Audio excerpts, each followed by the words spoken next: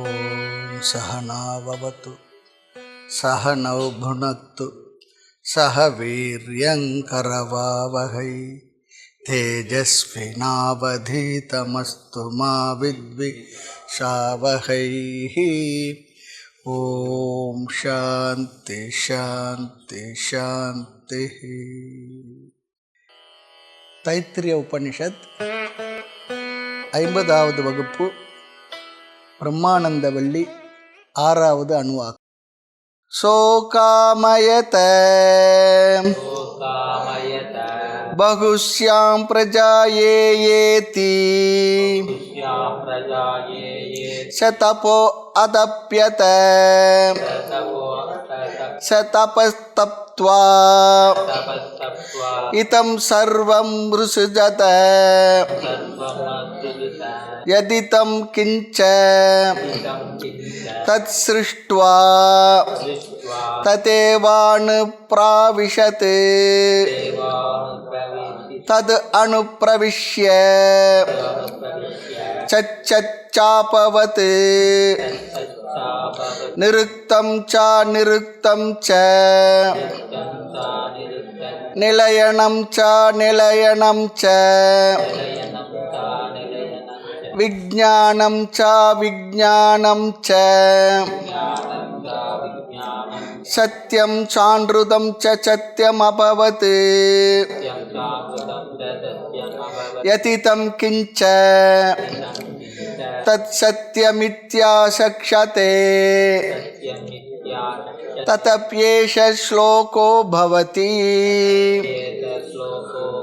சோகாமயத பகுஸ்யாம் பிரஜாயேயேதி ததப்யோ அதப்யத சதபஸ்தப்த்வா இதம் சர்வம் ஸ்ருஜத இதம் சர்வம் ஸ்ருஜத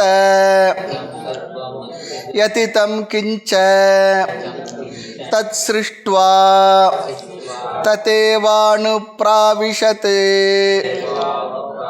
தத் அனுப்ரவிஷ்ய சச்சச்சாபவத்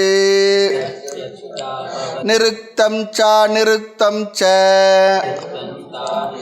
நிலயனம் ச நிலயனம் ச விஜ்ஞானம் ச விஜ்ஞானம் ச சத்யம் சான்றுதம் ச சத்யம் அபவத் யதிதம் கிஞ்ச தத் சத்யமித்யாசக்ஷதே ததப்யேஷ ஸ்லோகோ பவதி. இந்த 6வது அணுவாக்கத்திலும் 7வது அணுவாக்கத்திலும் நாம் இங்கு கேட்ட கேள்விக்கு பதில் வர இருக்கின்றது. 8வது அணுவாக்கத்தின் கடைசியில் தான் மீதி 2 கேள்விக்கு பதில் வர இருக்கின்றது. 3 கேள்விகளை பார்த்தோம். இதில் முதல் கேள்வி என்ன? பிரம்மன் என்ற ஒன்று இருக்கின்றதா, கடவுள் என்ற ஒன்று இருக்கின்றதா என்று கேட்பது போல இங்கே பிரம்மன் என்ற ஒன்று இருக்கின்றதா, இந்த கேள்விக்கு பதில் வர இருக்கின்றது. அந்த விளக்கத்தையும் நாம் இங்கே பார்ப்போம். அடுத்து 2வது, அந்த பிரம்மனை ஞானி அடைகின்றானா அல்லது அஞ்ஞானி அடைகின்றானா? எப்பொழுது? பிரேத்திய, இறந்த பிறகு. இந்த பிரேதம் சொல்லி வார்த்தை கேள்விப்பட்டிருப்போம். இறந்த உடலுக்கு பிரேதம் சொல்லுவோம். இங்கே பிரேத்திய சம்ஸ்கிருத வார்த்தை தான், பிரேத்திய. உண்மையில் 8வது அணுவாக்க முடிவில் தான் இதற்கு பதிலை நாம் பார்க்க வேண்டும். ஆனாலும் இந்த இடத்திலே நாம் கொஞ்சம் இந்த விளக்கத்தை பார்த்து விடுவோம். இந்த 2 கேள்விக்கும் பதில் கொஞ்சம் கடினமாகத்தான் இருக்கின்றது என்று சொல்லி பார்த்தோம். எப்படி பார்த்தாலும் பதில் சொன்னால் இந்த கேள்வியில் அந்த பதிலில் சரியான பதிலை சொன்னதாக ஆகாது என்றும் பார்த்தோம். இந்த வித்வான் சொல்லி சொன்னால் ஞானி, ஆத்ம தத்துவத்தை நன்கு உணர்ந்து கொண்ட ஞானி வித்வான். அவன் இறந்த பிறகு அல்லது பிரளய காலத்தில் பிரம்மத்தை அடைகின்றான், அல்லது அவித்வான், பிரம்மத்திடமிருந்து தோன்றவில்லை. அப்படி சொல்லி 2 விதமான பதில் வந்துடும் சொல்லி பார்த்தோம். இறந்த பிறகு ஞானி பிரம்மத்தை அடைகின்றான்னு சொல்லி சொன்னான். அப்போ அவித்வானாக இருக்கக்கூடியவன் அவன் இப்போ பிரம்மமாக இல்லை அப்படி சொல்லி ஆகிவிடும், இறந்த பிற்பாடு அடைகிறதா இருந்தா. ஏனென்றால் வித்வானும் அவித்வானும் அடைவான்னு சொல்லி சொன்னா 2 பேரும் அடைவார்கள் இறந்த பிறகு சொல்லி சொன்னா. எதற்கு கஷ்டப்பட்டு கடினப்பட்டு இப்படிலாம் வகுப்பில் உட்காந்து கேட்டு ஞானத்தை அடைந்து மோட்சத்தை அடையணும்? அவசியம் இல்லை. சும்மா சாப்பிட்டு தூங்கிட்டே இருந்தால் ஏதோ வாழ்க்கை வாழ்ந்துட்டு போனால் இறந்த பிற்பாடு மோட்சம் அப்படி ஆகிடும். இறந்த பிறகு முக்தி என்பது பந்த இயல்போ பராபரம்னு சொல்லி கேட்பார் தாய். செத்த பிற்பாடு மோட்சம் வந்துடும் சொன்னால் இருக்க வரைக்கும் நல்லா சாப்பிட்டுட்டு போகலாமே, தூங்கிட்டு ஏதோ உலகத்தில் வாழ்க்கையை வாழ்ந்துட்டு போகலாமே. ஆக முயல்பவனும் அடைவான் முயலாதவனும் அடைவான் என்ற தோஷம் வந்துவிடும். ஆக எப்படி என்ன பதில் சொன்னாலும் அதில் தவறு வந்துவிடும் என்று பார்க்கும். ஆக இதற்கு பதில் என்னவென்றால் முதல்ல சொல்லிடுறோம், இந்த கேள்வியே தவறுன்னு சொல்லிடுறோம். சரியான கேள்விக்கு தான் சரியான பதில் வரும். கேள்வியே தவறாக இருந்தால் அதற்கு சொல்லுகின்ற பதிலும் தவறாகத்தான் இருக்கும். ஆகையினால சம்பிரதாயத்தில் என்ன பண்ணுவாங்கன்னு சொன்னால், அந்த கேள்வியை சரிப்படுத்தி இந்த கேள்வி இப்படித்தான் இருக்க வேண்டும் நினைக்கின்றோம் என்று சொல்லி இதற்குத்தான் இந்த பதில் சொல்லுவோம். அது ரொம்ப முக்கியம். அதாவது கேள்வி கேட்குறவங்களுக்கு கேள்வி சரியாக கேட்க முடியும்னு தெரிஞ்சு அவங்களுக்கு பதிலும் சரியாக தெரிஞ்சிருக்குன்னு தானே அர்த்தம். அதில் கேள்வி கேட்குறவங்க எப்படி ஒன்றா கேட்பாங்க. அந்த கேள்வியுடைய உள்ள அர்த்தம் அவர் எதை புரிந்து கொள்வதற்காக இந்த கேள்வியை கேட்கின்றார் என்று ஆசிரியரானவர் யூகித்தறிந்து இதை தனப்பா நீ கேட்குற சொல்லி அவர் இடத்துல அந்த கேள்விக்கு விளக்கம் கேட்டு பிறகு அதற்கு பதில் சொல்ல வேண்டும். இல்லை என்றால் அவர் ஒன்று கேட்க இவர் ஒரு அரை மணி நேரம் பதில் சொல்லிட்டு கடைசியில் கேள்வி கேட்டவர் சொல்லுவார், சாமி நான் அந்த கேள்வியை கேட்கலன்னு சொன்ன அசடு வழியணும். கேள்வியை சரிப்படுத்திக்கணும். சில நேரத்தில் சில ஸ்லோகங்கள் உபநிஷத்தில் பகவத்கீதையில் கேள்வியே ஒரு வகுப்பு வரைக்கும் போகும். இந்த கேள்வி இதுதான் இருக்கணும், இந்த கேள்வி தான், இந்த கேள்வி தான். இப்போ கேள்வி சரிப்படுத்தி பிறகு அதற்கு சொல்லுகின்ற பதில், அப்போ தான் பதில் சரியாக இருக்கும். ஆமாம். ஆக தவறான கேள்விக்கு என்ன எப்படி பதில் சொன்னாலும் அது தவறாகி விடும். அதுக்கு ஒரு உதாரணம் சொல்லுவாங்க. கயிற்றில் ஒருத்தன் பாம்பை பார்த்துட்டான். பாம்பை பார்த்தவன் கேட்குறான், அந்த பாம்பு எப்போ போகும்னு சொன்னான். நீங்கள் என்ன பதில் சொல்லுவீங்க? எந்த பாம்பு? கயிற்றில் பார்த்த பாம்பு, வேதாந்த பாம்புங்க. கயிறு பாம்பு உதாரணத்தை மாற்றி சொல்லவே முடியாது. எத்தனை விதமாக வேணும்னா இன்டர்பிரட் பண்ணலாம். ஆக இங்கே என்ன பதில் சொன்னாலும் தவறு வரும். காரணம், அங்கே உண்மையிலே பாம்பு இல்லையே, கயிற்றில் பார்த்த பாம்பு. ரஜ்ஜு சர்ப்ப நியாயம். ஆக இருந்தால் தானே போகிறதுக்கு. ஆக கேள்வியே தவறு. இல்லாத ஒன்றை கற்பனை செய்து கொண்டு கேள்வி கேட்கும் பொழுது என்ன சொல்லுவோம்? கற்பனையான கேள்விக்கெல்லாம் இங்கே பதில் சொல்ல முடியாது. இந்த நிருபர்கள்லாம் கேள்வி கேட்கும்போது அரசியல்வாதி சொல்லுவாங்க, இந்த கேள்விலாம் கற்பனையாக நீங்கள் கேட்குற கேள்விக்கெல்லாம் பதில் சொல்ல முடியாது. அது போல இங்கே இல்லை, இந்த பாம்பு உனக்கு அது பாம்பு இல்லை என்ற அறிவு வந்த பிறகு, ஞானம் வந்த பிறகு பாம்பு போகும்னு சொன்னால், அப்போ இன்னொரு கேள்வி கேட்பாங்க, அப்போ இப்போ பாம்பு இருக்கா? ஞானம் வந்த பிற்பாடு பாம்பு போகணும், இப்போ பாம்பு இருக்கா கைத்து மேலே கேட்பாங்க. அப்படிலாம் கேள்வி கேட்டாங்கன்னா அந்த கேள்விக்கெல்லாம் பதிலே இல்லாமல் ஒரு மாதிரி எண்ட்லெஸ்ஸாக போயிட்டுருக்கும். ஆகவே காரணம் கேள்வியிலே தவறு இருக்கின்றது. எனவே பதிலும் தவறாகத்தான் இருக்கும், அல்லது அந்த பதில் மறைமுகமாகத்தான் இருக்குமே தவிர நேரடியாக அதை சொல்லி விளக்க வைக்க முடியாது. ஆக இங்கே சிஷ்யனுடைய கேள்வி என்ன? ஞானி அல்லது அஜ்ஞானி, ஞானியோ அஜ்ஞானியோ பிரம்மத்தை அடைவானா? இதுதான் இங்கே கேள்வி. இதுதான் சரியான கேள்வியாக இருக்க முடியும். எப்பொழுது என்றால் இறந்த பிறகு. எல்லாருமே அது என்ன சொல்கிறோம், இறந்த பிற்பாடு தான் அவர் என்ன நல்லது செய்திருந்தாலும் சரி, வேறு எதுவும் செய்திருந்தாலும் அவர் இறைவன் அடி சேர்ந்தார். இறைவன் மேலே எங்களுக்கு நம்பிக்கை இல்லை, இயற்கை எய்தினார். ரெண்டும் ஒன்று தான். இயற்கைனாலும் இறைவனாலும் ஒன்று தான். இயற்கை வேறு இறைவன் வேறு இல்லை. நம்முடைய தத்துவப்படி பார்த்தா இயற்கை இறைவன் தானே. அதுதானே விஸ்வரூப தரிசனத்தில் பகவான் சொல்லி கொடுக்கறது. வானாகி மண்ணாகி வழியாகி ஒளியாகி இருக்கிறதெல்லாம் இருப்பதெல்லாம் இறைவனே, வேறு என்ன இருக்குது? அதை தவிர வேறு என்ன இருக்குது அந்த தத்துவத்தை உணர்ந்தவர்கள்? ஆக இறந்த பிற்பாடு ஞானியோ அஜ்ஞானியோ பிரம்மத்தை அடைவானா சொன்னால் இதில் இன்னொரு பதில் இருக்குது. அவன் உயிரோடு இருக்கும் பொழுதும் இறந்த பிறகும் அவன் அஜ்ஞானியாக இருக்கட்டும் ஞானியாக இருக்கட்டும், அவர்கள் ஏற்கனவே என்ன பிரம்மமாக தான் இருக்காங்க. ஏற்கனவே பிரம்மமாக இருக்கிற நான் அடையிறதுன்றது எங்கே வந்தது? இங்கே நான் அறியலை, நான் அந்த பிரம்மமாக இருக்கிறேன்ற அறிவில்லை என்ன சொல்லலாமே தவிர ஏற்கனவே நீ பிரம்மன் தானப்பா. அதனால தான் நம்ம ஒரு கேள்வி கேட்போம், நீ ஆத்மா என்று அறிந்த பிற்பாடு தான் நீ ஆத்மாவா? ஆத்மா என்று அறியாத பொழுதும் நீ ஆத்மாவா இல்லையா? இதுக்கு பதில் என்ன சொல்லுவோம்? அறியாத போது நான் ஆத்மா தான், அறிந்த போது நான் ஆத்மா தான். முன்னே எனக்கு தெரியல, இப்போ தெரிஞ்சது, அவ்வளோதான் வித்தியாசம், அவ்வளோதான். ஆக பிரம்மன் என்பது எங்கோ ஒரு இடத்துல இருப்பதாக இருந்தால், ஒரு ஸ்தானத்தில் இருப்பதாக இருந்தால், அல்லது நமக்கு வேறாக அந்நியமானதாக இருந்தால், அல்லது சொர்க்கலோகம் போன்று ஏதோ ஒரு லோகத்தில் இருப்பதாக இருந்தால் இந்த கேள்விக்கு பதில் சரி. அவர் இறந்த பிற்பாடு போய் அடைவார். அவர் புண்ணிய பலனின் விளைவு எப்படி இருக்கோ, நிறைய புண்ணியம் இருந்தால் சொர்க்கலோகம், அல்லது எத்தனை லோகம் இருக்குது, வாயுலோகம், வர்ணலோகம், பித்ருலோகம், பிரம்மலோகம் எல்லாம் இருக்குது. அப்படி ஒரு உலகத்தை சென்று அடையலாம். நான் அதுவாக இருக்கும் பொழுது அடைவது என்பது இங்கே எங்கே இருக்குது? நான் அதுவாக இருக்குன்னு தெரியல, அவ்வளோதான். அது ஒன்றா சொல்லலாம், அதுதான் உண்மை. ஆக ஞானி அஞ்ஞானி எல்லாம் எப்பொழுதுமே பிரம்மஸ்வரூபமாக இருக்கின்றார்கள். எனவே இந்த கேள்வி இங்கே அசம்பவாத், சரியாக வராது. ஆக ஒரு கால் ஞானி அஞ்ஞானி எல்லாம் பிரம்மஸ்வரூபந்தான், அடையக்கூடியது ஒன்று இல்லை என்ற பதிலை சொன்னால் அப்போ அவங்க திரும்பி கேட்கலாம், எல்லோருமே பிரம்மஸ்வரூபம்னு சொல்லி சொன்னால் ஆனந்த ஆத்மா பிரம்ம புச்சம் பிரதிஷ்டாலாம் பார்த்தோமே இங்கே. அப்படி சொல்லி பிரம்ம அனந்த ஸ்வரூபம்லாம் சொல்லப்பட்டிருக்கு. எல்லோருமே அந்த பிரம்மஸ்வரூபம் என்றால் எல்லோருமே ஆனந்தமாக இருக்கணுமே. ஆனந்தம் தான் நம்முடைய ஸ்வரூபம். சத்தியம் ஞானம் அனந்தம் பிரம்மெல்லாம் சொல்கிறீங்களே, அப்போ நீங்கள் ஆனந்த ஸ்வரூபம்னு சொல்லி சொன்னால் எல்லோருமே ஆனந்தமாக இருக்கணுமே. ஆனால் ஞானி மட்டும் தத்துவத்தை உணர்ந்துட்டு அவன் சந்தோஷமாக இருக்கான். ஆனால் அஞ்ஞானி அப்படி இல்லையே. இல்லை, உலகத்தில் நிறைய பேர் அப்படி தானே இருக்காங்க, துக்கப்பட்டுக்கிட்டு இருக்காங்களே. இப்போது குரு இடத்துல வந்த உடனே நீ ஆனந்த ஸ்வரூபம்னு சொல்லி சொல்கிறார். சிஷ்யனுக்கு கோபமாக வருது. இவ்வளோ துக்கப்பட்டு கொண்டு துன்பப்பட்டு கொண்டு வர நீ ஆனந்த ஸ்வரூபம்னு சொல்கிறார். என்ன கிண்டல் பண்ணுறாரா? இல்லை, என்ன சுவாமி நீங்கள் சொல்கிறீங்க? நான் படுற துக்கம் எனக்கு தானே தெரியும். நொந்து நூடுல்ஸ் ஆகி வந்திருக்கிறேன் நான், எவ்வளோ கஷ்டப்பட்டுக்கிட்டு இருக்கேன். ஆக ஏன் ஞானி மட்டும் ஆனந்தமாக இருக்கின்றான், அஞ்ஞானி ஆனந்தமாக இல்லை சொல்லி கேட்டால் கேள்வியிலே பதில் இருக்குன்னு சொல்கிறார். ஞானி ஆனந்தமாக இருக்கிறான், அஞ்ஞானி ஆனந்தமாக இல்லை, அது தெரிகின்றது. காரணம், ஞானி ஞானத்தினால் ஆனந்தமாக இருக்கிறான், அஞ்ஞானி அஞ்ஞானத்தினால் ஆனந்தமாக இல்லை. அவன் ஆனந்த ஸ்வரூபமாக இருந்து கொண்டே, அதுதான் அங்கே முக்கியம். அவன் ஆனந்த ஸ்வரூபமாக இருந்து கொண்டு அவன் துக்கத்தை உணர்ந்து கொண்டிருக்கிறான். காரணம், நான் ஆனந்த ஸ்வரூபம் என்பது அவனுக்கு தெரியலை, துக்கமிட ஸ்வரூபம் இல்லை என்பது புரியலை. ஆக அஞ்ஞானி அஞ்ஞானத்தினால் ஆனந்தத்தை இழந்துள்ளான்.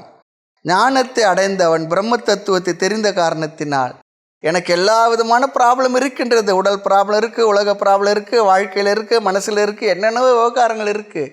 இருந்தாலும் என்னுடைய உண்மை ஸ்வரூபம், உண்மைத்தன்மை, நான் ஆனந்த வடிவினன், இன்ப வடிவினன். இதை உணர்ந்ததுனால அவன் ஆனந்தமாக இருக்கான். எல்லாம் இருக்குது, இருந்துட்டு போட்டால் அதெல்லாம் இருக்கத்தான் இருக்குது. அது எப்போ முடிய போகிறது? ஒரு நாள் முடிய போகிறதில்ல. உடல் இருக்க வரைக்கும் தலைவலி இருக்கும், கால் வலி இருக்கும், முட்டி வலி இருக்கும், எல்லாம் இருக்கும்.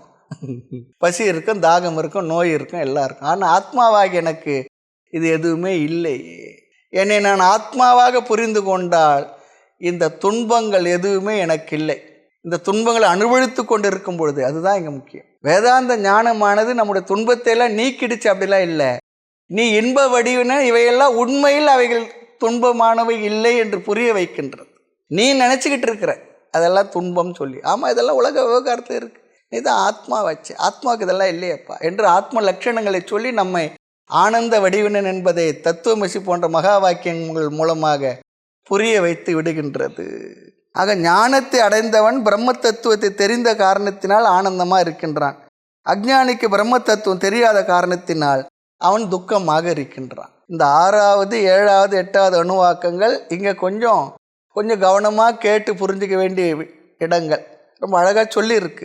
இவ்விதம் நாம் இந்த பதிலையும் சொல்லலாம். ஆனால் இங்கே உபனிஷத் ஆசிரியர் இவ்விதமாக பதில் சொல்லாமல் என்ன பதில் சொல்கின்றார் அதை நம்ம பார்க்கலாம். 6வது அணுவாக்க கடைசியில் இந்த பதில் வர இருக்கின்றது. அஸ்மாத் லோகாத் பிரேத்திய ஏதம் அன்னமயமாத்மானும் உபசங்கிராமதி, ஏதம் பிராணமயமாத்மானும் உபசங்கிராமதி, இறுதியாக ஏதம் ஆனந்தமயமாத்மானும் உபசங்கிராமதி என்று சொல்லி அந்த இடத்துல ஜீவபிரம்ம ஐக்கியத்தை சொல்லி ஞானத்தை அவன் அடைவான்னு சொல்ல போயின்னு நம்ம பார்க்க போகின்றோம். இந்த ஸ்தூல உடல், அன்னமய கோஷம், பிராணமய கோஷம் முதலிய இந்த கோஷங்கள் எல்லாம் என்ன, நன்கு நமக்கு அதை உணர்த்தி இவைகள் நீ இல்லை என்று புரிய வைத்து நீ உண்மையில் பிரம்மஸ்வரூபமாக இருக்கின்றாய் என்று சொல்ல வைப்பதற்கு தான் இந்த உபனிஷத் முயற்சி செய்கின்றது. பஞ்சகோஷ விவேக துவாரா நீ ஆனந்த ஸ்வரூபம் ஆத்மா என்பதை இங்கு விளக்கி சொல்லுகின்றது. அதுதான் இங்கு பதிலாக வரப்போகின்றது. ஆக ஆசிரியர் பதில் சொல்லுகின்றார். எந்த ஆசிரியர்? இந்த உபனிஷத்து ஆசிரியர். 5 கோஷங்களையும் கடந்து வித்வான் பிரம்மத்தை அடைகின்றான் சொல்லி சொன்ன எங்கேயோ இருந்தது போய் அடைஞ்சான், அப்படி இல்லை. நான் அந்த பிரம்மமாக இருக்கின்றேன் என்ற அறிவினால் அவன், நான் அந்த பிரம்மம் என்பதை அறியாமல் இருந்தான். இப்போ அறிந்ததனால் என்ன ஆகிவிட்டது? அடைந்ததை போல ஒரு ஏற்பாடு, அவ்வளோதான் பாவனை. இந்த அறியாமையினால் நான் பிரம்மம் என்று அறியவில்லை, அதனால் அடையவில்லைன்னு நினைச்சேன். இப்போ அறிவினால் என்ன ஆகிவிட்டது? அந்த பிரம்மம் நான் தான் என்று புரிந்த பொழுது அடைந்ததை போல ஒரு மன நிறைவு நிம்மதி இங்கு கிடைக்கும். அறியாமையினால் எழுந்ததுனால் அடைய முடியும், அறிவினால் தான் அடைய முடியும். நம்ம இடத்துல ஒரு பொருள் இருக்குது, அந்த பொருள் எங்கேயோ வீட்டில் வச்சுட்டோம், ஒரு பீரோவில் வச்சுட்டோம், எங்கே வச்சுன்னு தெரியல, எங்கே பார்த்தாலும் தேடுறோம், அது எங்கேயோ இழந்துட்டோன்னு சொல்லி நினைக்கிறோம். பிற்பாடு என்ன ஆகின்றது, நமக்கு கொஞ்சம் ஞாபகம் வருது, போய் பார்க்குறோம், அது நமக்கு கிடைத்து விட்டது. அப்போ இப்போ என்ன ஆச்சு, நம்ம இடத்துல இருந்தது, அது எங்கே இருக்குன்னு தெரியாத காரணத்தினால் அது இழந்ததை போல ஒரு மனநிலை. அது தெரிந்த பிற்பாடு அறியாமையினால் இழந்தது அறிவினால் என்ன ஆகிவிட்டது, கிடைச்சிடுச்சு, அவ்வளோதான். இல்லாதிருந்து கிடைக்கல, இருக்கிறது தான் கிடைச்சிது. இப்போ நான் ஆத்மாவாக இருந்து கொண்டே என்னை நான் ஆத்மா என்று புரிந்து கொள்ளவில்லை. ஆனால் என்ன ஆகியது, உபநிஷத்தோ அல்லது பகவானோ அல்லது நம்முடைய சத்குருநாதர்களோ என்ன பண்ணுறாங்க, எதற்காக வந்தமோ அந்த தத்துவ ஞானத்தை நமக்கு புரிய வைத்து நீ அந்த ஆத்மாவாக இருக்கின்றாய் என்று புரிய வைத்து விடுகின்றார். புரிந்த பொழுது, புரியாத பொழுது நான் அது இல்லை என்று நினைத்திருந்தேன், புரிஞ்ச பொழுது நான் தான் அது என்று புரிந்து கொண்டேன். ஆக இல்லாத ஒன்றை கொண்டு வந்து கொடுக்கல, இருக்கிறது தான் நமக்கு உணர்த்தினார்கள், அறிய வைத்தார். அதனால தான் சாஸ்திரம் எப்பொழுதுமே ஞாபகம் சொல்லுவாங்க, நமக்கு ஞாபகப்படுத்துகின்றது. அன்னை போலும் அருள்மிகுக்கும் மண்ணும் ஞான வரதனே என்னையே எனக்களித்த நின்னையானு நினைவன். என்ன தான் எனக்கு கொடுத்த, வேற எதுவும் எங்கேருந்து கொண்டு வந்து கொடுக்கல. எங்கே ஒரு பெரிய பீரோவில் பூட்டி வச்சிருந்து சேஃப்டி லாக்கரில் வச்சிருந்து இந்தாப்பா ஆத்மா என்று கையில் கொண்டு வந்து அப்படி கொடுக்கல. நான் தான் அதுவாக இருந்தேன்றது எனக்கு அழகாக முறையாக அமர வைத்து படிப்படியாக சொல்லி கொடுத்து, அது ரொம்ப மெத்தடாலஜிலாம் இருக்குது. பஞ்சகோஷ விவேகம், அவஸ்தாத்திரய விவேகம், சரீரத்திரய விவேகம், திருஷ்ய விவேகம், இப்படி ஏதோ ஒரு விவேகத்தின் மூலமாக நமக்கு என்ன பண்ணுறது, நீ அதுவாக இருக்கின்ற என்பதை புரிய வைக்க நிறைய முயற்சி செய்து ஒரு ஸ்டேஜில் நமக்கு ரொம்ப அழகாக கார்னர் பண்ணி புரிய வச்சிடுறாங்க. நமக்கு தேவையானது அமைதியாக பொறுமையாக அமர்ந்து அவங்க சொல்கிறத ரொம்ப கவனமாக கேட்கறது தான், இங்கே கேட்கறது தான் வேலை. ஆக இங்கே ஆசிரியர் ரொம்ப அழகாக பதில் சொல்கிறார். பஞ்ச கோஷத்தையும் கடந்து வித்வான் பிரம்மத்தை அடைகின்றான். இந்த அடைகின்றான்ற விஷயத்துக்கு தான் இங்கே வரும். அடைகின்றான் அறிகின்றான், அறிதலினால், அறியாமையினால் தான் யார் என்று எனக்கு தெரியவில்லை, அறிதலினால் அவன் என்ன பண்ணுறான், தன்னை யார் என்று தெரிந்த காரணத்தினால் அடையாததை போல நினைத்த அவன் அதை அடைந்தவன் ஆகின்றான். ஆக இதிலிருந்து என்ன புரிந்து கொள்ள வேண்டுமா, அஞ்ஞானியும் பிரம்மனாக இருந்தாலும் பஞ்ச கோஷத்தில் அபிமானம் இருக்கின்ற காரணத்தினால் அஞ்ஞானத்தினால் பிரம்மத்திடமிருந்து விலகி இருப்பவனைப் போல இருக்கின்றான், அவ்வளோதான். இதுதான் பதில். ஆக உபனிஷத் நேரடியாக பதில் சொல்லும். என்ன, வித்வான் அடைகின்றான் சொல்கிறது. அஞ்ஞானத்தினால் சம்சாரியானவன் அடையாமல் இருக்கின்றான், பிற்பாடு ஞானத்தினால் பிரம்மத்தை அவன் அடைகின்றான். ஆகவே இதை நாம் எப்படி புரிந்து கொள்ள வேண்டுமென்றால், பாம்பு கயிற்றின் மேல் தெரிந்த பாம்பு போகின்றது என்று சொல்லும் பொழுது ஞானத்தினால் அந்த கயிற்றில் தெரிந்த பாம்பு போனாலும் அங்கே போகுதல் என்பது ரிலேட்டிவான ஒரு வார்த்தை தான். அந்த பாம்பு போச்சா, உண்மையிலேயே அங்கே பாம்பு இருந்தால் நிச்சயமாக இந்நேரம் இருக்காது. கயிற்றின் மேல் தெரிந்த பாம்பு போனது எப்பொழுது, அது பாம்பு இல்லை என்ற அறிவு வந்த பொழுது. அப்போ பாம்பு போச்சா வந்துச்சா, எதுவும் போகலை, கயிறு தான் இருந்தது. அறிவினால் அது நீக்கப்பட்டது. எது ஞான பாத்தியம் தத்து மித்யா சொல்வார். அப்பொழுது கயிற்றில் தெரிந்த பாம்பு தோற்ற மாத்திரமே, தோற்ற மயக்கங்களோ காட்சி பிழைதான சொன்னார் பாரதியார். ஆக பாம்பு போகின்றது என்று சொன்னாலும், ஞானத்தினால் பாம்பு போகும் என்று சொன்னாலும், போகுதல் என்பது ரிலேட்டிவான உபச்சாரமான வார்த்தை. அங்கு உண்மையில் பாம்பு இல்லவும் இல்லை, அது போகவும் இல்லை, வரவும் இல்லை. இருப்பது போல் இருக்கின்றது, போனது போல் போகின்றது. ஆமாம், அதே போல் உண்மையில் அடைதல் என்பது இங்கு இல்லை. ஒரு வீட்டில் அது பழைய கதை சொல்லுவாங்க. ஒருத்தர் வீட்டுக்கு ஒரு விருந்தாளி வந்தாராம். அவர் விருந்தாளி வந்தது அங்கே வீட்டில் இருக்கவங்களுக்கு பிடிக்கல. அவரை நேரடியாக போங்கன்னு சொல்கிறதுக்கு விருப்பம் இல்லை. கணவன் மனைவி 2 பேர் சண்டை போட்டுக்கிட்டாங்க. சண்டை போட்டவுடனே அவர் என்ன பண்ணார், கொஞ்சம் கோபம் வந்துட்டு மனைவி அடிக்கிறா போல் அடி கொடுத்தார். அந்த அம்மாவும் அழ ஆரம்பித்தாங்க. இவர் பார்த்தார், சரி நான் போயிட்டு வரேன், அப்புறம் ஒரு தடவை வரேன்னு பொறுப்பிட்டார். அப்போ அவர் போன ஒருத்தருக்கு முன்னே இவங்க கொஞ்சம் அவசரப்பட்டு, நான் உன்னை அடிக்கிறா போல் அடித்தேன்னு, நான் அழறா போல் அழதேன்னு, அவரை நான் போகிறா போல் போனேன் வந்துட்டேன்னு வந்துட்டார். ஒரு சின்ன கதை சொல்லுவாங்க கிராமத்தில். எல்லாம் அது போல தான், போனது போல போகின்றது. அதே போல் உண்மையில் அடைதல் என்பது இங்கு இல்லை. அடைதல் என்ற வார்த்தையை சொல்ல வேண்டுமென்றால் வித்வான் அடைகின்றான், அவித்வான் அடையவில்லை, அவ்வளோதான். இனி முதல் கேள்வியின் பதிலையே மறுபடியும் பார்க்கின்றோம். முதல் கேள்வி என்ன, பிரம்ம அஸ்திவா நவா, பிரம்மன் இருக்கின்றதா இல்லையா? இது ஒரு பெரிய விசாரம் தான், நல்லா இருக்கு. கொஞ்சம் கவனமாக கேட்டோம்னா இந்த உபநிஷத்து அணுவாக்கத்திலே மந்திரத்திலே இந்த கருத்தெல்லாம் வருகின்றது. இந்த கேள்வியை நாம கிரியேட் பண்ண ஒரு கொஸ்டின் தான்.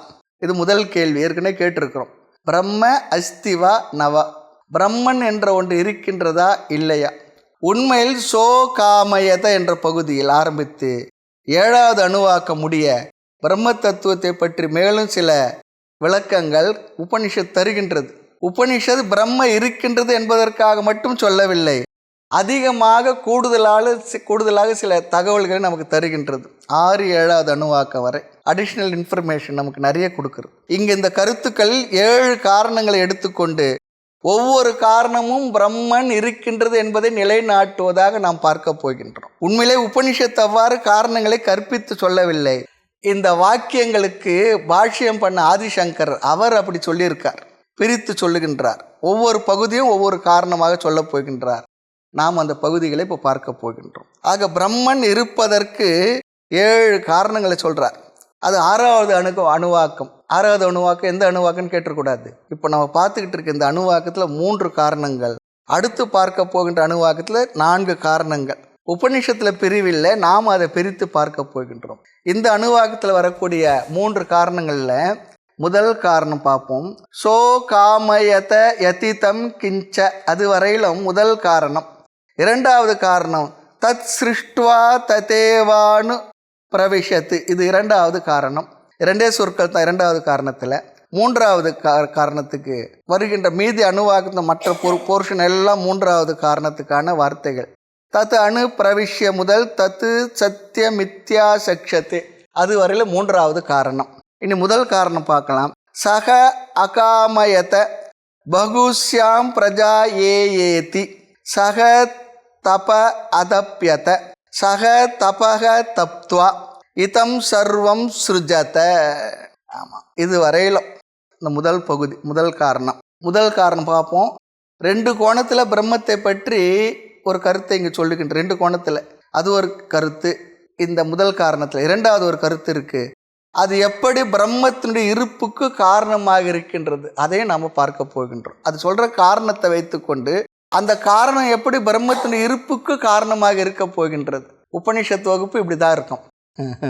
மெதுவாக கவனமாக பொறுமையாக அப்படியே கேட்கணும். பகவத்கீதை வகுப்பு கொஞ்சம் பரவாயில்லாமல் நம்ம கேட்குற போல இருக்கும். நிறைய காரணங்கள் உதாரணங்கள்லாம் சொல்லலாம். இங்கே உபனிஷத்து வகுப்பு கொஞ்சம், அதுவும் இப்போ நம்ம 6வது உபனிஷத்து பார்க்குறோம். அதனால் அடுத்து சாந்தோக்கியம் இருக்குது, பிருகதாரண்யகம் இருக்குது, மாண்டுக்கியம் இருக்குது. பகவான் அனுகிரகம் இருந்தால் பார்ப்போம், இல்லைன்னா பார்ப்போம். ஆக 2 கோணத்தில் பிரம்மத்தை பற்றி என்ன கருத்து சொல்கின்றது பார்க்க போகிறோம். முதல் காரணம் ஜெகத் காரணத்வா. நம்ம ஏற்கனவே பார்த்துருக்கின்றோம். நம்ம பேரனோ குழந்தைகளோ எதுவும் தெரியாத பிள்ளைங்க தாத்தா கடவுள்னா யார் தாத்தா சொல்லி கேட்டா ரொம்ப எளிமையான எலிமெண்ட்ரி நாலேஜ் இது தான். என்ன, இந்த உலகத்தை யார் படைத்தாரோ, இந்த உலகத்துக்கு காரணம் யாரோ அவர் தான் கடவுள். அது ரொம்ப முதல் காரணம். ஜெகத் காரணத்வா பிரம்ம அஸ்தி. ஜகத்திற்கு காரணமாக இருப்பதனால் பிரம்மன் இருக்கின்றது என்று நீ ஏற்றுக்கொள்ளத்தான் வேண்டும். ஏற்கனவே பிரம்ம காரணம் என்று அறிமுகப்படுத்தப்பட்டது. ஏற்கனவே ஆகாசம் வந்தது, வாயு வந்தது, அதெல்லாம் அங்கே சொல்லும் பொழுது அதெல்லாம் எங்கே இருந்து வந்தது, எப்படி வந்ததெல்லாம் நம்ம பார்த்தோம். இங்கே சிருஷ்டியானது உபநிஷதங்கள் அல்லது பிரகரண கிரந்தங்கள் எல்லாவற்றிலும் ஒரு விதமாக சொல்லும். எதற்காக சிருஷ்டியை சொல்லணும், கடவுளை பற்றி மட்டும் சொல்லிட்டு போகலாமே சொன்னா, இந்த உலகமும் கடவுளும் வேறு வேறாக இல்லாத பொழுது இங்கே ரொம்ப அழகாக விஞ்ஞானபூர்வமாக கூட இந்த சிருஷ்டியை பற்றி நம்முடைய எல்லா சாஸ்திரங்களும் உபநிஷதங்களும் அழகாக சொல்லி இருக்கின்றது. கடைசியில் சிருஷ்டியானது உண்மையில் இல்லை என்று நீக்கப் போகின்றோம். இருந்தாலும் இந்த சிருஷ்டி என்பதே அந்த சிருஷ்டிக்கு காரணமே இறைவன் தான் என்பதை சொல்லி இந்த உலகத்துக்கு அந்நியமாக அந்த பிரம்மம் சொரூபம் இல்லை என்று நமக்கு விளக்கப் போகின்றது. அதற்காக நம்ம சிருஷ்டியை பார்க்க வேண்டியதாக இருக்கின்றது. ஆக குறிப்பாக உபாதான காரணம் சொல்லிச்சுன்னா ஒரு பொருளை செய்வதற்கு 2 காரணம் சொல்லுவோம். ஒன்று மெட்டீரியல் காஸ், அது உபாதான காரணம். இன்னொன்று இன்டெலெக்சுவல் காஸ் சொல்லக்கூடிய நிமித்த காரணம். 2 காரணங்கள் இருக்கணும். ஒரு பொருள் இருக்கணும், அதை செய்பவனும் இருக்கணும். குயவன் இருக்கான், களிமண்ணை கொண்டு வந்து குயவனானவன் அறிவு காரணமாக இன்டெலெக்சுவல் காசாக இருந்து செய்யறான். எந்த பொருளை செய்தாலும் செய்பவன் தனியாகவும் செய்வதற்கான பொருள் தனியாக இருக்கும். அதே போல் இந்த உலகம் யாரால் படைக்கப்பட்டது சொல்லி சொன்னா இறைவனால் படைக்கப்பட்டது. அவர் என்ன காரணம் சொல்லி பார்க்கும் பொழுது இங்கே தான் விசேஷம் வருகின்றது. அவர் 2 காரணமும் அவரே. உபாதான காரணம் என்று சொல்லப்படுகின்ற மெட்டீரியல் காசும் அவர் தான். அதை செய்த நிமித்த காரணன் இன்டெலெக்சுவல் காசும் அவர் தான்.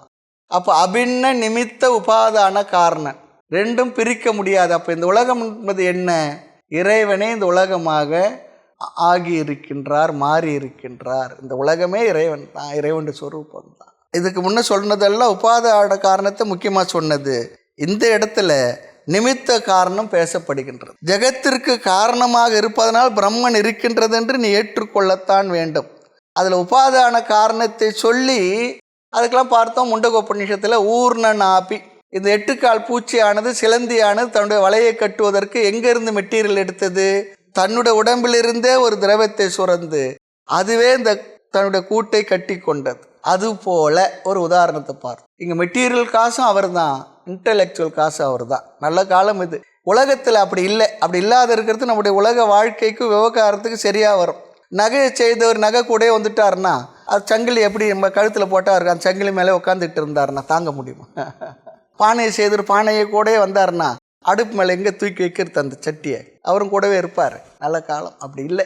ஆனால் இங்கே இந்த உலகத்தை படைத்த இறைவன் தன்னிலிருந்தே தானே இந்த உலகமாக மாறி அமைந்தார். ஆக இந்த உலகத்தெரிகின்ற ஜடவஸ்தும் அவர்தான், அதில் உள்ள அறிவு காரணமும் அவரே. இந்த அறிவு காரணத்தை தான் இங்கே கொஞ்சம் நம்ம விரிவாக பார்க்க போகிறோம். எப்படி அறிவு காரணம்? ரொம்ப அழகான விஷயங்கள் விளக்கங்கள்லாம் வருகின்றது. ஆக இங்கே நிமித்த காரணம் பேசப்படுகின்றது. இங்கே காரணம் என்றால் நாம் எப்படி புரிந்து கொள்ள வேண்டும்? ஜெகத்திற்கு நிமித்த காரணமாக இருக்கின்ற காரணத்தினால் பிரம்மன் இருக்கின்றது.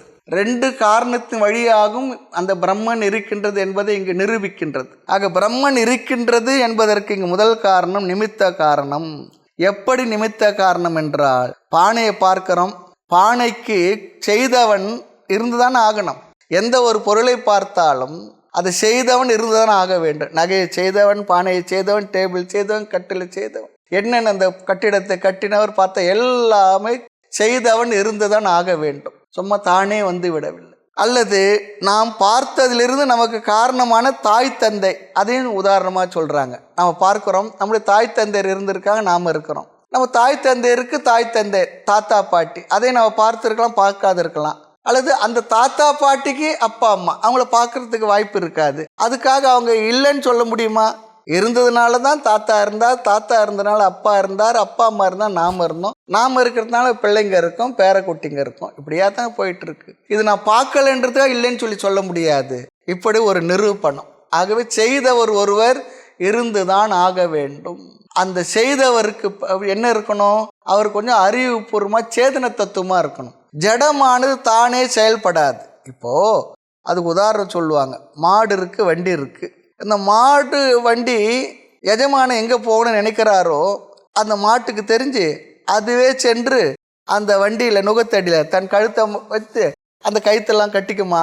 அல்லது கார் இருக்குது, இந்த காலத்து உதாரணம் சொல்லலாம். காருக்கு எஜமான் இங்கே போக போகிற அதுவே தானே ஸ்டார்ட் ஆகி ஓடுமா? என்ன தான் கம்ப்யூட்டரைஸ் பண்ணியிருந்தாடு, ஆட்டோவாக இருந்தாடு, நாம் அதை இயக்கணும் இல்லை, அதுக்கு ஒரு ஆள் இருக்கணும் இல்லையா? அதுபோல் இந்த இடத்துல அந்த காரணங்களை கொண்டு நாம் நிமித்த காரணம் ஒருவன் இருக்கின்றான் என்று புரிந்து கொள்ள வேண்டும். ஆக இந்த உலகம் படைக்கப்பட்டது என்று நிரூபிக்கப்பட்டு விட்டால் இதை படைக்கின்ற காரணமும் ஏற்றுக்கொள்ளப்பட வேண்டும். உலகம் படைக்கப்பட்டதுதான் என்றால் நம்முடைய கண்ணுக்கு தெரிகின்றதே இல்லையோ அதை படைத்தவரை நாம் ஏற்றுக்கொள்ளத்தான் வேண்டும். இங்கே குறிப்பாக நிமித்த காரணமானது பேசப்படுகின்றது. சிருஷ்டியானது ஏற்கனவே நமக்கு அறிமுகப்படுத்தி விட்டது. இதற்கு முன்ன அணுவாகத்தில் நம்ம பார்த்தோம். இங்கு சிருஷ்டி வர இருக்கின்றது, இன்னும் கூட வரும். இங்கு வரும் சிருஷ்டியானது அத்தியாரோபமாக வரவில்லை. இது ஒரு முக்கிய கருத்து.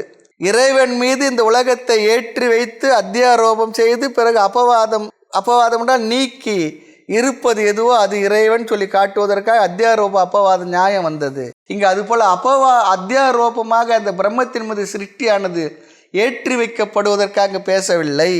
பிரம்மத்தின் இருப்பை விளக்குவதற்காக இங்கு பேசப்படுகின்றது. அது ஒரு முக்கியமான கருத்து இந்த இடத்துல. ஆக இங்கே பிரம்ம நிமித்த காரணமாக பேசப்படுகின்றது. பிரம்ம அஸ்தி, இதுதான் முதல் நமக்கு வர வேண்டிய அறிவு.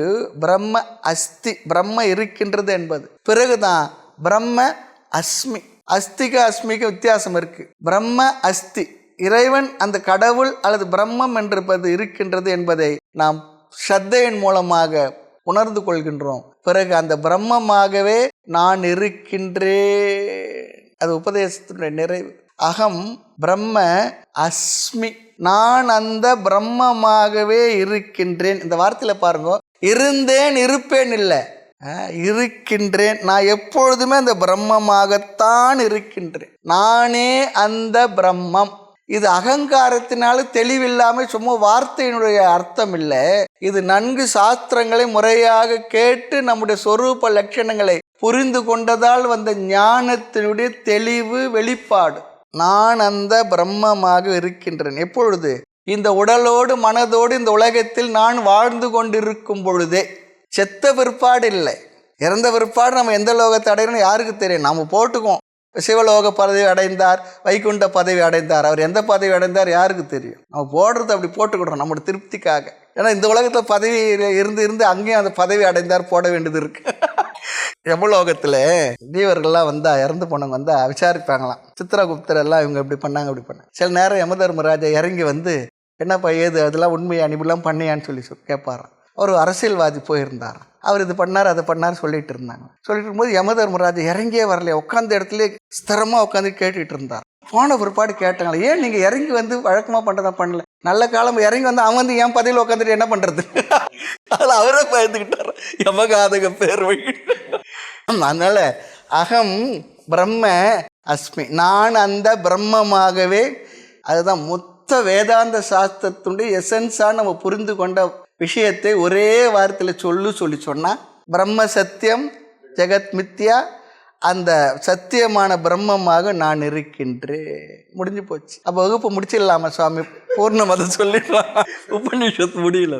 சக என்றால் இங்கு பிரம்ம ஈஸ்வரன் பரம்பொருள். அகாமயத்தை ஆசைப்பட்டார். பரம்பொருள் அல்லது பிரம்மன் அவருக்கு ஆசை வந்துதான். சக என்ற இந்த வார்த்தை ஈஸ்வரன் என்று எடுத்துக்கொள்ள வேண்டும். ஏனென்றால் பிரம்மனுக்கு எந்த விதமான ஆசையும் இல்லை. அது மாயையோடு சேர்ந்த பிரம்மனுக்கு பேர் தான் ஈஸ்வரன். அந்த ஈஸ்வரன் தான் ஆசைப்பட்டார். அவருடைய மனசு எது?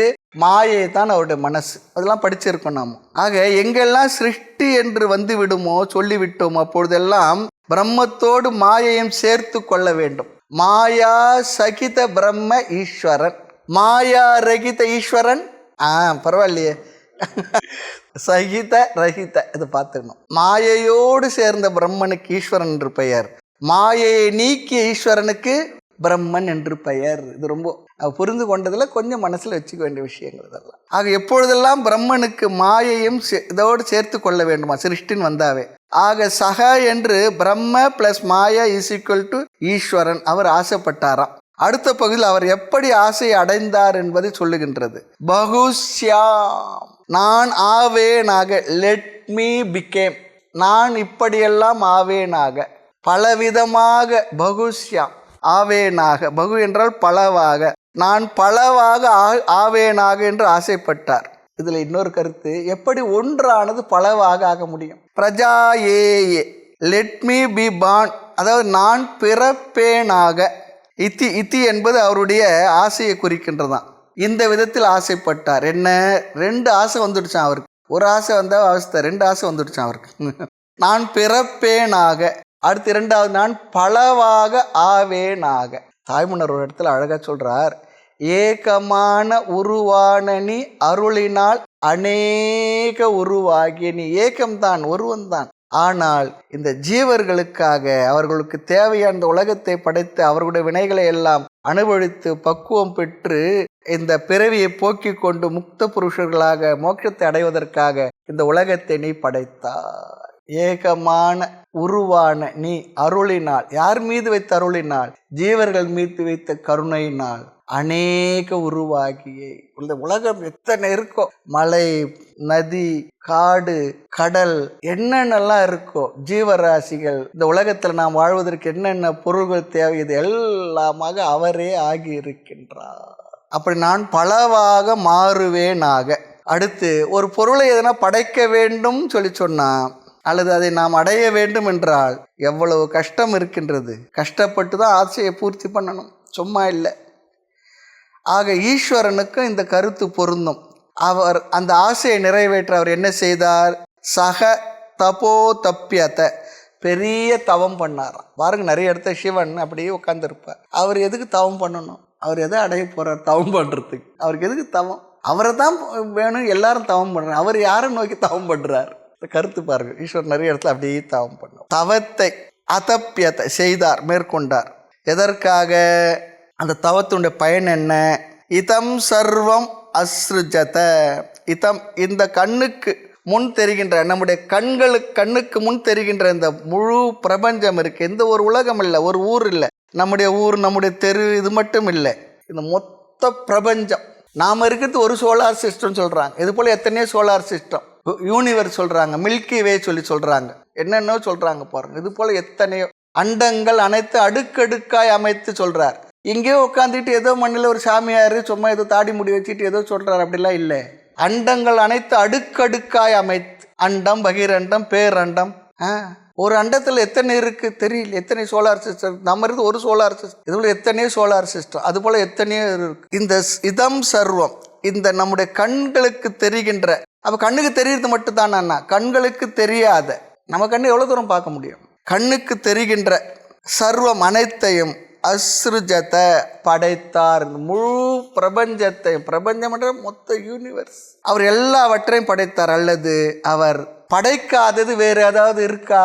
யதிதம் கிஞ்ச, எல்லாமே வாட் எவர் என்னெல்லாம் இருக்கின்றதோ எல்லாம் அவர் படைத்தது. இங்கே இன்னொரு கதை ஒன்று, சின்ன குட்டி கதை தான். எதெல்லாம் இங்கே இருக்கோ அது அனைத்தும் படைத்தார். ஒரு சமயம் நான் சொல்லியிருக்கேன்னு நினைக்கிறேன், கீத வகுப்பில் சொன்னால் என்ன தெரியல, சரி இங்கேயும் சொல்லி வைப்பேன், ஞாபகப்படுத்தும். பெரிய உலகத்தில் இருக்க எல்லா விஞ்ஞானிகளும், பூத பௌத்திக விஞ்ஞானிகள் எல்லாம் ஒன்றா சேர்ந்தாங்க, நிறைய டிஸ்கஸ் பண்ணாங்க, அவங்க தீசிஸ் நிறைய சப்மிட் பண்ண பிற்பாடு ஒரு தீர்மானம் போட்டாங்க முடிவில். இனி நம்முடைய உலகத்துக்கு கடவுள் என்ற ஒரு தத்துவமே வேண்டாம், நம்ம எல்லாம் விஞ்ஞானபூர்வமாக எல்லாத்தையும் நாம பார்த்துட்டு நம்மால் எல்லாம் செய்ய முடியும் அப்படின்னு முடிவு பண்ணிட்டாங்க. முடிவு பண்ணிட்டு ஒரு சீனியர் சயின்டிஸ்ட்டை கூப்பிட்டு நாம் முடிவு பண்ண விஷயத்தை கொண்டு கடவுளுக்கு சொல்லிட்டு வான்னு சொன்னார். அவரும் போனார் கடவுள் எடுத்து. என்னப்பா என்ன வேணும், என்ன ஹார்லிக்ஸ் வேணும், போன்விட்டா வேணும், என்ன சாப்பிட்ற, டிஃபன் வேணுமா என்ன கேட்டார். இல்லை உங்களுக்கு ஒரு விஷயம் சொல்லணும். சரி உட்கார், என்ன சொல்லும். இல்லை இனி நாங்கள் ஒரு தீர்மானம் போட்டிருக்கோம். அப்படியா, என்ன தீர்மானம்? இனி நீங்கள் எங்கள் உலகத்துக்கு வேண்டாம். ரொம்ப நல்லதாக போச்சு, ரொம்ப நல்லதாக போச்சு. சரி எதனால் போட்டீங்க? அப்போ தான் இந்த குளோனிங்லாம் வந்த புதுசு, இந்த ஜோக் நான் படித்தது. அப்போது இந்த உலகத்துக்கு நாங்களே எல்லாம் உற்பத்தி பண்ணிடுறோம், புதுசாக ஒன்று உற்பத்தி பண்ணுறது மற்றதுக்கும் கடவுள்ன்ற ஒரு தத்துவமே தேவையில்லை, அதெல்லாம் அதாவது நடந்துக்கிட்டு இருக்கு, எங்களுக்கு எல்லாம் தெரிகின்றது. இதில் ஒன்று பாருங்க, அவர் படைத்ததை தான் இவர் ஆராய்ந்துக்கிட்டு இருக்கார். படைப்பில் இருக்கிற ரகசியத்தை கண்டுபிடிக்கிறத இன்னும் பண்ணிக்கிட்டே இருக்கிறோம், ஆராய்ச்சி இன்னும் போயிட்டே இருக்கு. அதனால தான் சொல்லணும், படைத்ததை ஆராய்கின்றான் விஞ்ஞானி, படைத்தவனே ஆராய்கின்றான் விஞ்ஞானி. படைத்தவன் ஆராயிரு, அப்படியே ரொம்ப நல்லது. சரி என்ன பண்ணுறீங்க, எல்லாங்கள படைக்க முடியும். சரி எனக்கு ஒன்று தோணுது, நான் சொல்கிறேன், அதை நீ படைச்சு காட்டு பார்க்கலாம். இது என்ன சொல்லுங்கன்னு சொன்னார். அவர் ஏதோ ஒன்று சொன்னார். சொன்ன உடனே அவ்வளோதானே சொல்லி குனிஞ்சி அந்த தரையிலேருந்து ஏதோ ஒன்று எடுத்தார். ஒன்றும் இல்லாத ஒன்று படைக்க முடியாது. அப்போ சொன்னார், இங்கே பாரு, அது ஏற்கனவே நான் படைச்சது, அதில் எடுத்து நீ என்ன படைக்கிறது, நீ புதுசாக ஏதோ ஒன்று. இது ஒரு கதையாக இருந்தால் கூட நிறைய ஆழமான கருத்து இருக்குது. இந்த உலகத்தில் எது எதெல்லாம் இருக்குது, எல்லாம் சர்வம் ஒன்று விடாமல், எதுனா ஒன்று விட்டுட்டா அதெல்லாம் கிடையாது. ஒன்று விடா, சர்வம் என்ற வார்த்தை. சர்வம்னா வீட்டில் இருக்க சர்வம் ஞாபகம் வச்சு போகிறாங்க, பாத்திரத்துக்கும் சர்வம் பேர் இருக்கு. ஒன்று விடாமல் சர்வம், அது சர்வம் என்ற வார்த்தைக்கு ஒன்று விடாமல். எதி இதம் கிஞ்ச, எவ்ரிதிங் வித்தவுட் எக்ஸப்ஷன், ஒன்று விடாமல். இவைகள் அனைத்தும், இவை அனைத்தும், இது உபனிஷத் சொல்கின்றது. இதிலிருந்து ஆச்சாரியர் எடுக்கிற காரணம் என்னென்ன, ஆதிசங்கரர் பிரம்ம நிமித்த காரணமாக இருப்பதனால் பிரம்மன் இருக்கின்றது என்று நாம் எடுத்துக்கொள்ள வேண்டும். பிரம்மத்தின் அஸ்தித்வம் இங்கு நிரூபிக்கப்படுகின்றது, நிரூபணம் செய்யப்படுகின்றது, நிர்ணயம் செய்கின்றார். இனி ஒவ்வொரு சொல்லுக்கும் நாம் விளக்கம் பார்ப்போம். அணுவாக்கத்தின் ஒவ்வொரு சொல்லுக்கு அகாமயத என்ற சொல்லிலிருந்து நமக்கு முதல் கிடைக்கின்ற கருத்து, சேதன தத்துவம் தான் ஆசைப்பட முடியும். ஜடம் எங்கன்னா ஆசைப்படுமா? டேபிள் சேர் ஆசைப்பட முடியுமா?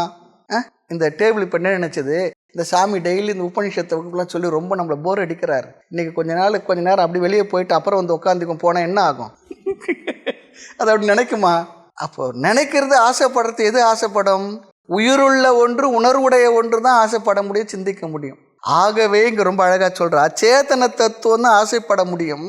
ஆகவே ஆசைப்படுகின்றது என்பது கான்ஷியஸ் பிரின்சிபல்னு சொல்கிறார். இதிலிருந்து என்ன கிடைக்கின்றது? சேத்தன தத்துவம் தான் என்றைக்குமே நிமித்த காரணம். களிமண் பானை, களிமண் உபாதான காரணம். எதற்கு? பானைக்கு. செய்பவன் குயவன் நிமித்த காரணம். நிமித்த காரணம் சேத்தனம், உபாதான காரணம் ஜடம்.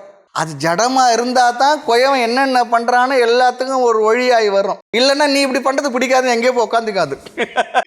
ஆக அகாமயத்தை நிமித்த காரணம் இங்கே கிடைக்கின்றதான். இந்த உலகத்திற்கு நிமித்த காரணமாக பிரம்மன் இருப்பதனால் பிரம்ம அஸ்தி.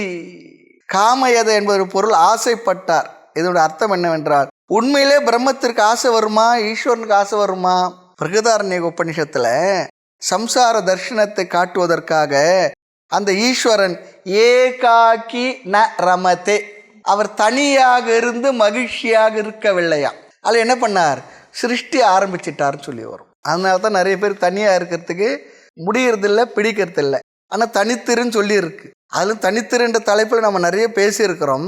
அதே நேரத்தில் தனித்து இருப்பதற்கு ஒரு பக்குவத்தோடு தனித்து இருக்கணும். தனித்திரு, பசித்திரு, விழித்திரு, வள்ளல் பெருமான் சொன்ன வார்த்தைகள். விவிக்த தேச சேவித்துவம் பகவான் சொல்றார். பண்புகள் குறித்த விஷயத்து 13வது அத்தியாயத்தில் 7வது ஸ்லோகத்தில் 11வது ஸ்லோகம் வரையில் சொல்லும்போது விவிக்த தேச சேவித்துவம், அதுக்கு என்னென்ன எப்படி இருக்குன்றதை அங்கே பார்த்திருக்கின்றோம். ஆக இது ஜீவனுடைய சம்சாரத்தை காட்ட. ஈஸ்வரனுக்கு சம்சாரம் கிடையாது. ஆமாம், சம்சாரம்னா வேற மாதிரி அர்த்தம் எடுத்துக்கூடாது.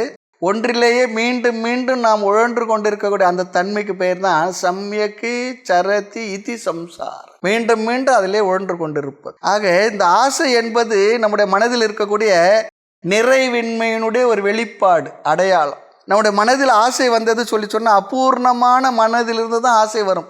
நிறைவான மனதிலிருந்து ஆசை வராது. ஆனால் சில சமயங்களில் நமக்கே கூட நிறைவான மனசு வரும். நிறைவான மனதிலிருந்து ஆசை வரும். நம்ம ஆச்சாரியர் ஆதிசங்கரர் கீத உபநிஷத்துக்கெல்லாம் பாஷ்யம் எழுதணும், பிரம்மசூத்திரத்துக்கு பாஷ்யம் எழுதணும்னு நினைச்சாரு. அது என்ன, நிறைந்த மனதிலிருந்து வந்த ஆசை, சமுதாயத்துக்கு உலகத்துக்கு பயன்படுவதற்காக. அதுபோல் நிறைந்த மனதிலிருந்து ஆசை வரும். அந்த ஆசை உலகத்துக்கு லோக சங்கரகமாக பயன்படும். ஆக ஆசை குறைவிலிருந்து இங்கே வரவில்லை, நிறைவிலிருந்து வந்திருக்கின்றது. யாருக்கு? அந்த இறைவன். அவர் படைச்ச உடனே ஆக போறதில்லை. பகவானும் கீதையில் சொல்வார், எனக்கு என்ன செய்வதனால் ஒன்று ஆகப் போவது, செய்யாதனால் ஒன்று இழக்கப் போவதில்லை, ஆனால் நான் தொடர்ந்து செயல்களை செய்து கொண்டிருக்கிறேன் அர்ஜுனான்னு சொல்லி சொல்றார். ஆகவே என்ன பண்ண, நீயும் உனக்கு கடமையை செய்யின்னு சொல்லி சொல்ற. அங்கே அடிக்கடி ஒரு பஜனை பாட்டு போட்டு பேசுவார்.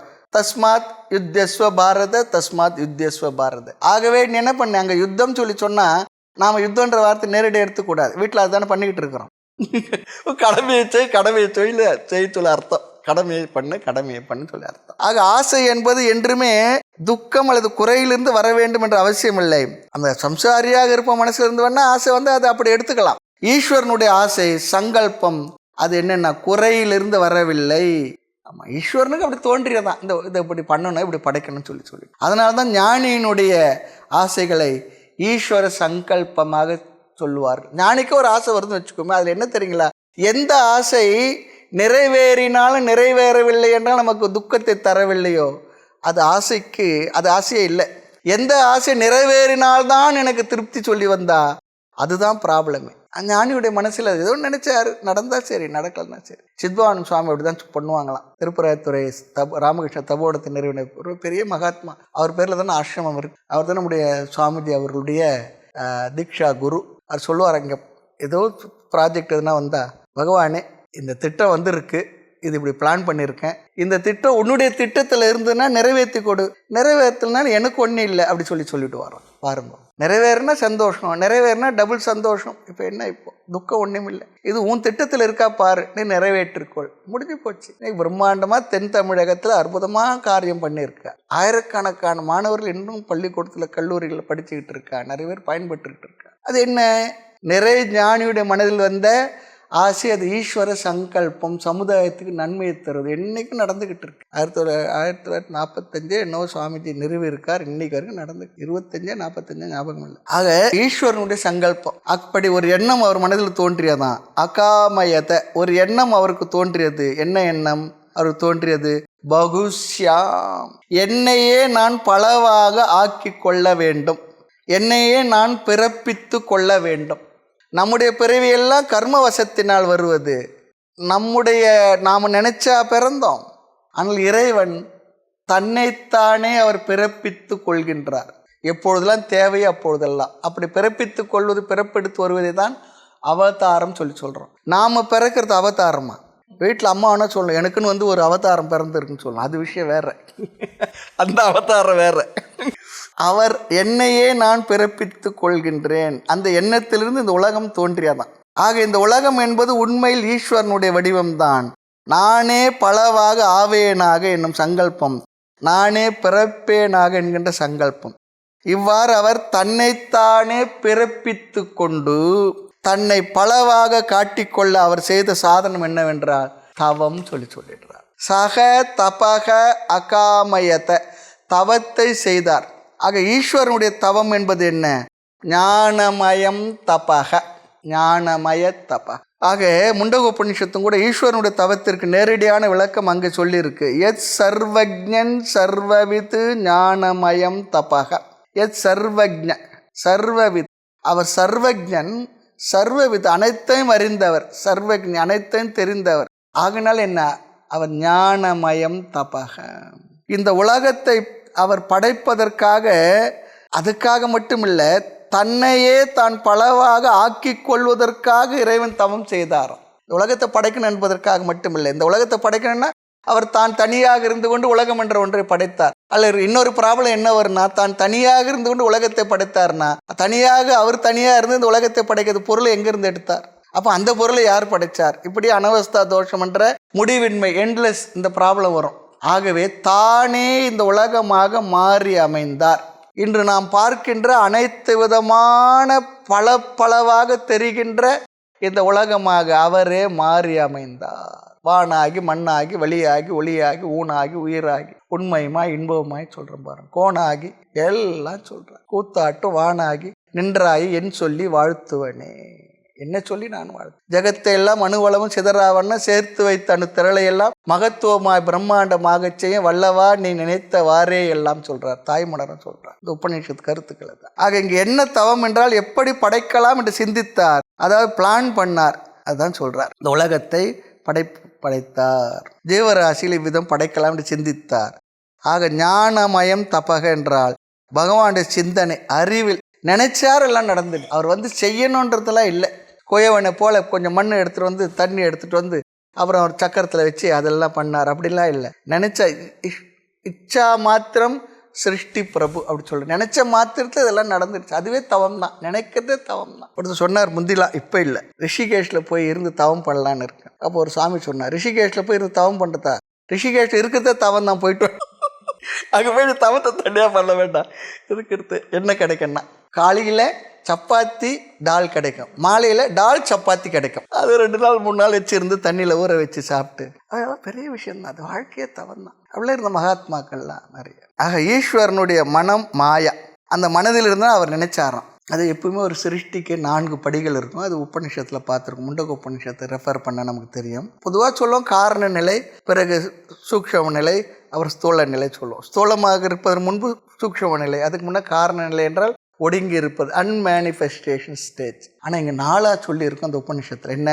முதல்ல விதை நிலையில் இருப்பது சீடு, அடுத்து வெளி தோற்றத்துக்கு வர தயாராக இருப்பது, அடுத்து தளிராக, ஒரு செடி வரணும்னா விதையாக இருக்கும், அப்புறம் வெளித்தோட்டத்துக்கு வருவது தயாராக இருக்கும், பிறகு தளிராக வரும், பிறகு மரமாக வரும். அதுபோல் 4 நிலை தயாராக இருக்கிறது ஒரு நிலை கூடுதலாக சொல்கிறார். இந்த நிலையெல்லாம் என்ன சொல்ற, இதுதான் தப்பாக. முதல்ல 2 படிகள் என்ன? சிருஷ்டிக்கு முன்பு விதையாக இருக்கக்கூடிய படி தயாராக இருத்தல், அந்த நிலைக்கு தான் தப்பாகன்னு சொல்றார். அந்த தபஸை செய்தார், தன்னையே பலவாக ஆக்கி கொள்ள வேண்டும், தவம் செய்தார், நினைத்தார். லெட் மீ கிரியேட், நான் ஒன்றை படைக்க வேண்டும் என்றால் உபாதான காரணம் இருக்க வேண்டும். ஏதாவது ஒன்றை வைத்து கொண்டுதான் ஒன்றை படைக்க முடியும். ஈஸ்வரனுடைய மனதே மாயை, அவருக்குள்ள அவர்தான் என்ன, அவருடைய மனம்தான் மெட்டீரியல் காசுன்னு சொல்லிடுறார். அப்புறம் அவர் நினைச்சார், அவர் நினைச்சது என்ன? பொருள் வந்தாச்சு.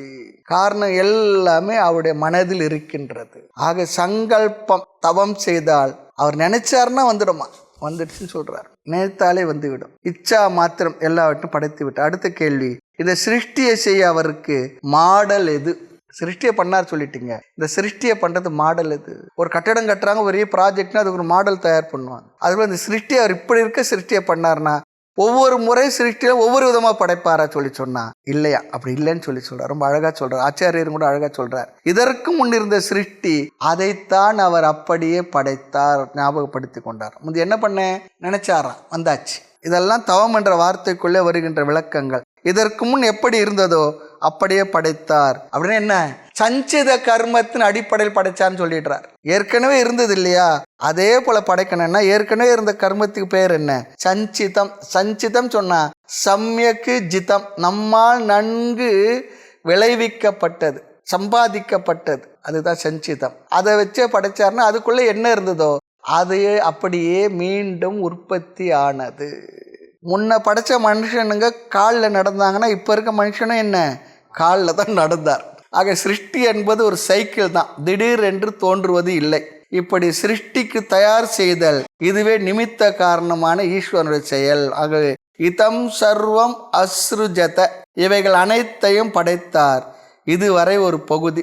இங்கே எடுத்துக்கொள்கின்ற முதல் காரணம் ஜகத்திற்கு நிமித்த காரணமாக இருப்பதனால் பிரம்ம இருக்கின்றது என்று நாம் அனைவரும் ஏற்றுக்கொள்ள வேண்டும். இது முதல் காரணம். இரண்டாவது காரணத்தை அடுத்த வகுப்பில் பார்க்கலாம். மூர்த்தி எல்லாம் வாழி எங்கள் மௌன குரு வாழி, அருள் வார்த்தை என்றும் வாழி, அன்பர் வாழி, பராபரமே. ஓம் பூர்ணமத பூர்ணமிதம் பூர்ணாத் பூர்ணமுதச்யதே பூர்ணஸ்ய பூர்ணமாதாய பூர்ணமேவாவசிஷ்யதே. ஓம் சாந்தி சாந்தி சாந்தி. ஹரி ஓம் ஸ்ரீ குருப்யோ நமः. ஹரி ஓம்.